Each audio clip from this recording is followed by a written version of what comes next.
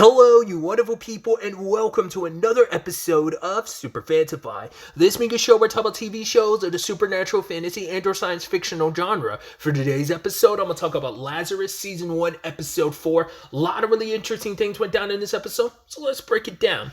Well, we had that opening dialogue from Elena, and she talks about Hopna being strictly forbidden from kids, but obviously it's like something being illegal don't mean jack squat. People are going to find a way around it, but especially with the happening of it all, it became like a very underground scene thing for the kids. But it's like the moment kids started hearing like, oh, it could get rid of your sadness, it started spreading like wildfire, which people were just like, I don't understand why kids would even want to deal with that. It's like, and Elena kind of viewed Skinner as a god, as like a man who was able to kind of create something that could control human emotions. He was a god to me, but then found out like, right, he's kind of our destruction. But then she was like, but then maybe, and then stops there. And I don't know if that's her. What, like, that's so interesting just to kind of stop the conversation there, because I guess it almost seems like, well, God gives life and death, so he still kind of is a god. And the fact is, for her, maybe it's a thing of not only did he create a drug that can control emotions, it mutates and now is going to kill everybody now. Like, the fact is, I think it's like, oh, it kind of sucks that he manipulated the world like that, but the fact is he was able to do that is still impressive. So maybe for her, or maybe she's trying to say like, maybe there's something more to it. Maybe that's what but I don't know. There's many ways you can probably fill that in. But we haven't really gotten insight into Elena's head now of like her view on it. This is kind of, I guess, these little opening sequences in the intro are kind of, I guess, our peek into understanding how our protagonists got to where they are, but also like give us some insight into who they were and maybe who they are now. I don't know, just interesting. But obviously picking up after learning about 909 having some connection to Skinner, that he is the hacker that did all this with Skinner. They don't know who 909 is because no one does, even the feds don't.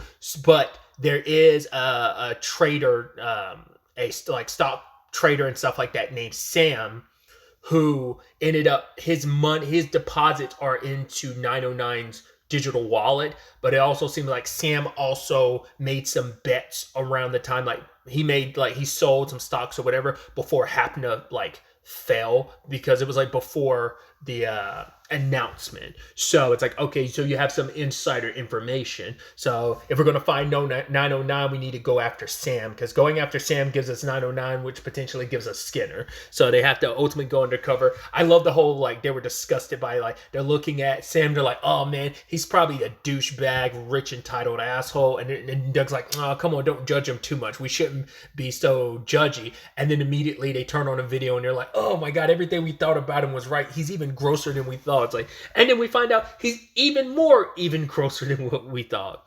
But so they end up going to a club, going undercover. I love Chris is playing like the babe that's supposed to get close to him, but also so is Leland. Leland's like, why am I dressed up? I mean, I love last episode when they were in Istanbul, Leland dressed up, but that was because he thought oh, I'd fit in, and then all you have is Axel being like, yeah, sure, buddy. And now it's like he's dressed up now because they're like, well, we don't know what type of woman he's into. And I think for Leland, it's probably thinking well, why don't either one of you dress up? Why does it have to be me? But Axel's like, oh, you're cute as a button, you little heartbreaker, you. And so Chris is really into it because she's like, oh, I haven't been to a club in forever, so she's the partier. Makes sense, kind of fits her personality. I love the whole thing where Leland is just like a wallflower just kind of chilling in one corner against a wall, and Doug is like, yo, you need to get out there. And then he's like, Leland's like, well, why don't you dance with me to make me feel comfortable? She's like, unless you can't dance. And he's like, oh, I can dance. And he starts busting it down on the dance floor. I was like, I love it. Even though you're supposed to be the stoic, serious one, even you kind of but you're like, no, don't doubt my dance moves. And the people on the dance floor are like, oh my God, this guy's a riot. And it's just like, wow, I can't believe Doug went out. Hey, more power to you. I can't dance either, but it's like the confidence to go out there swearing you're killing it is amazing. Chris is drinking on the job, which even Axel's like, yo, you need to slow down. She's like, it's fine. You have Axel knocking a guy out in the bathroom so you can copy the tattoo thing that he has so that you can get upstairs, because that's where Sam is, even though Sam hasn't gotten there yet, because apparently he shows up with the DJ, which the new DJ is Visionary. So funny enough, it was Leland that got chosen and not Chris, which pissed her off because she's like, no, that's what the F. It's like, good thing they had a backup plan. Well, even though Doug said they don't have a backup plan because Axel's backup plan was, well, if we don't get picked, we can just go in there and start kicking some ass. But it's like, no, we're not going to do that because he could just easily run away and disappear and there goes our lead. So no, we're not doing that. Kind of, both sides of the plan still work. Their main only plan does kind of pay off to some extent, but then also Axel's like not really a plan, but plan B, but Doug doesn't count it as plan B of kicking ass, works out in the end too. So, but yeah, we find out Sam is even more of a disgusting bastard, like I was saying earlier, than we thought, because it turns out he drugs women and then lets all his friends do whatever they want to those women. You're like, huh? Because the whole punch bowl thing, I was like, oh, okay. And then it turns out, oh no, he does that to drug people. I was like, wow. Cool being even more disgusting than we thought. At first I thought, okay, Chris didn't drink it. It's like, no, she did, but she's like, dude, I'm such a party animal, none of this shit phases me. So like, it wasn't enough to stop her, and she proceeded to slap the shit out of and beat up Sam, even like kicked him downstairs where he landed on Visionary, which you find out, hey, Visionary's creepy in his own regard because he took Leland because he's like, yo, all those other girls over there, they're sluts, but you look so innocent and untouched. I'm like, ew, that's gross. Because it's like, oh, like I like the ones who are untouched and stuff like that. So it's like that's really slimy and disgusting. But yeah, they end up taking off because it turns out, because Elena was investigating the transactions, but they all had to be at physical ATMs. So, but it's like, how is 909 getting these? Because it has to be a physical device connecting to the ATMs. So it's like, right, the person 909 would have to be visiting this person directly to like insert, like, but how are they doing that all over the world? Because like all these different, this in different cities around the world, but it being Visionary makes sense. He's taking advantage of the fact is he's on tour, so that's why it's like he's able to use these ATMs from all around the world. It's like, oh, that's kind of nice tying that all in. Because initially they couldn't tell the person's face until like it was near them. There was an ATM, like it was like 30 minutes ago, and they caught the person on surveillance footage, and like messing with the camera a little bit, they were able to see it was Visionary's face. So he's behind all this. So we had this really dope action sequence of Doug and Axel and Chris not only beating some people up, shooting some people too. It's like they weren't going for like headshots, but there was a couple like shots like near shoulders and necks and stuff where I'm like, okay, I don't know how many of those people are dead or just pretty wounded. But I once again, just like that, I really do love the choreography of this series because it is like, once again, it's kind of like that Cowboy Bebop, you know, and once again, same director, so it kind of makes a lot of sense, but it's the whole like how the action sequences is directed and just how it is like, it's fast paced and just like the camera work and stuff, but it is like, it's not like you know, your hyper action anime thing where you can't see the fight. It's like it's fast but like slow enough that you can see the movement.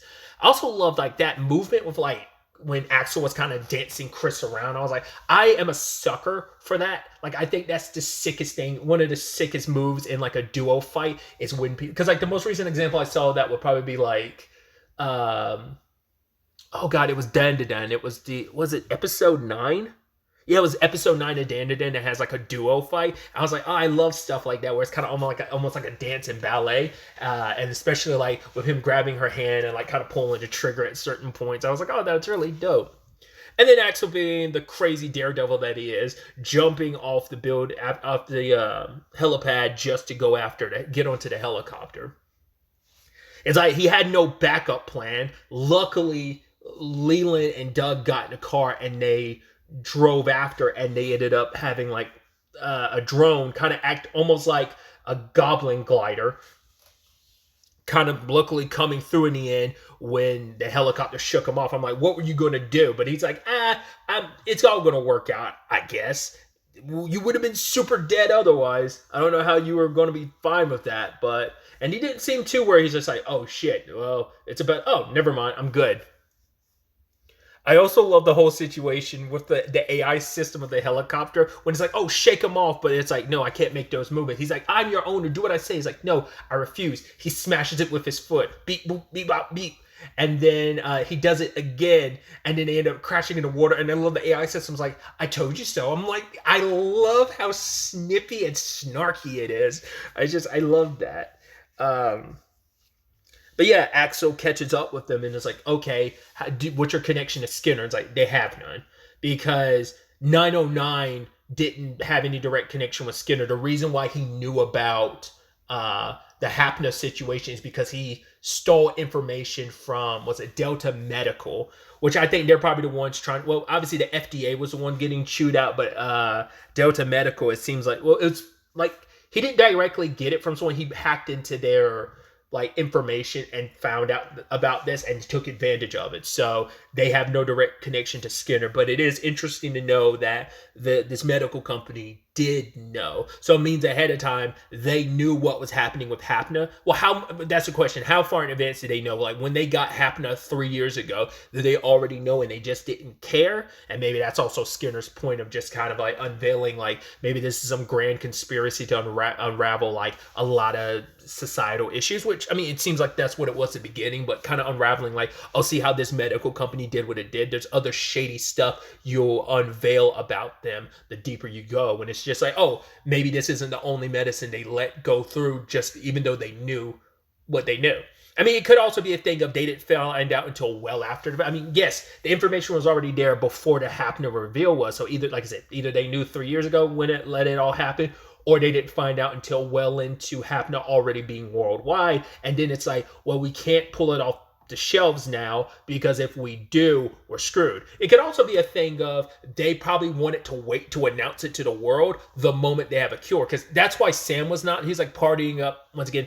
Everyone's got their, because yeah, would you really be living life normally knowing there's a ticking clock? But I mean, that's kind of well, you don't have much. All you can do is hope there's a cure made. Sam's just kind of yeah, someone's going to find a cure. It's well, you're down to 24 days. Once again, they haven't really gotten to the specifics of, well, the first wave of people who took it will be dead in that time frame. But once again, what about how, it has to, there's got to be people who didn't immediately take it the moment it became a thing, but maybe the period of over enough time. Maybe it doesn't have to necessarily just be in your system for that 3 years. Maybe just gestate, just even existing.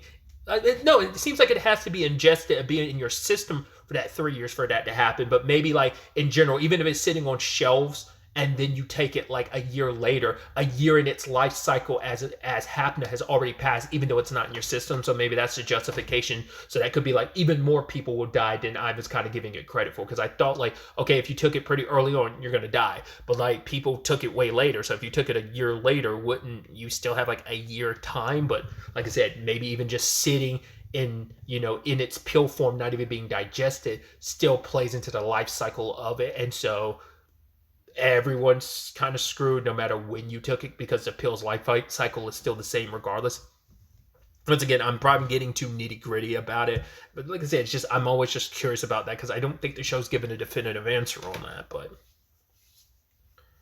But my whole point before I went on that whole diatribe was just, yeah, no one's acting like it's the end of the world, but it's yeah, different people have different reactions to the end of the world. It's either you're just going to assume someone's going to save you, or you're just going to be drowning all your pain. And I mean, I guess that also plays into it too, of people are just trying to drown out their fears. And I mean, once again, these are just party people, so it's hey, we're going to party it up. Not saying everyone in the world has that reaction. Everyone's just living their lives, so. But yeah, this kind of strikes. It's going to be interesting to see how this all plays out with the whole Delta Medical, and who knew, like I said, who knew what when, and like I said, have they been trying to work on a cure this entire time? And even if they did, how far along have they come along? Has anyone made any progress on a cure in all of this? I mean, that's the whole point of finding Skinner, is to get it, but I'm curious, without Skinner, has anyone made any progress at all? We'll have to wait to see, potentially get any answers. Clock continues to tick down, 24 days left. So, but yeah, that's really all I wanted to talk about. Till the next time we meet, be happy, be safe, live life to the fullest, and enjoy it.